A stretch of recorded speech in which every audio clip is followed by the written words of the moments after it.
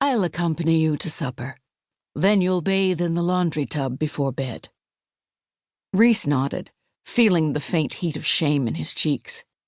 He had not meant to arrive dirty, but since it was Sunday, the inn in Durham had been closed, so he had been unable to stop and bathe before continuing on to Zion.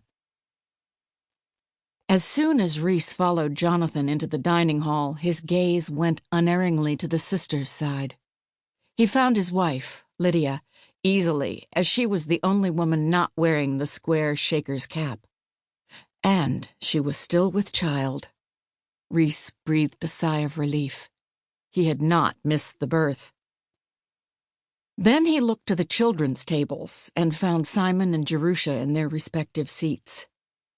The three youngest were harder to discover in the midst of the bigger children, Joseph most difficult of all. His head barely reached above the table. With his family found, Rees claimed the nearest empty seat and sat down for supper. Sisters began bringing out platters of beef, johnny cake, and beans from the garden. As a young girl deposited the plates upon the table, she met Rees's eyes. He recognized her. She was the sister who, upon his arrival in Zion, had taken him to Brother Jonathan. She made a quick motion as though washing her face.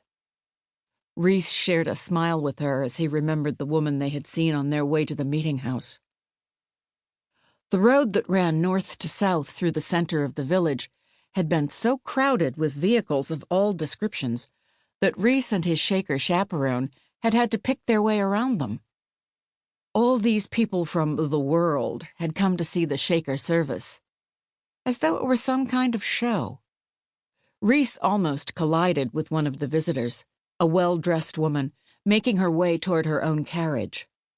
Garbed in one of the unstructured pastel gowns from Paris and a large feathered hat, she had buried her face in a handkerchief. Her shoulders shook uncontrollably, and at first Rees, who had jumped quickly aside, thought she was weeping. But as a new gust of hilarity shook her, he realized she was laughing. When she looked up, Rees had seen tears of mirth running down her face, streaking her rouged cheeks. The woman was made up after the French fashion, à la Josephine, that upstart Napoleon's wife. While her maquillage might be the latest word in Europe, it was an unfamiliar sight in Maine, and Rees grinned as he remembered the woman's strange appearance. But his amusement faded as he recalled his subsequent behavior.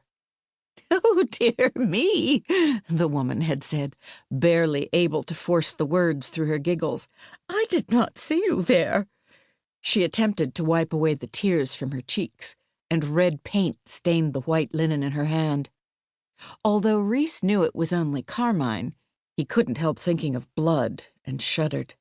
"Forgive me, please." Another gust of merriment shook her.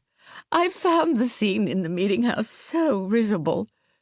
Although gowned and made up like a fashionable Parisian woman, she spoke English without an accent. "I'm certain," Rees had said in such a sharp tone she took a step backwards, "that you would not care to have your services the subject of ill-informed amusement." Although he found some of the Shaker beliefs and practices odd, he was irritated that she should laugh at people he saw as human beings. "I know them as good neighbors and honest men. Your response displays your ignorance." Offended, the woman had brushed past him and climbed into an elegant coach with a medallion on the door. Rees shook his head at himself, embarrassed by his anger. Such a powerful response for something so minor. Why had he been so rude? Although he had spoken only what he felt was the truth, he was not usually so disrespectful. The sister, once the platters were delivered to the table, gave him a final twinkling smile before departing for the kitchen. Rees's comment that the painted visitor should wash her face had elicited a chuckle from the sister, and she was still enjoying it. The hearty meal, instead of energizing Rees, had the opposite effect, and he felt almost too tired to eat the bowl of blueberries and cream that was put before him. He ate more.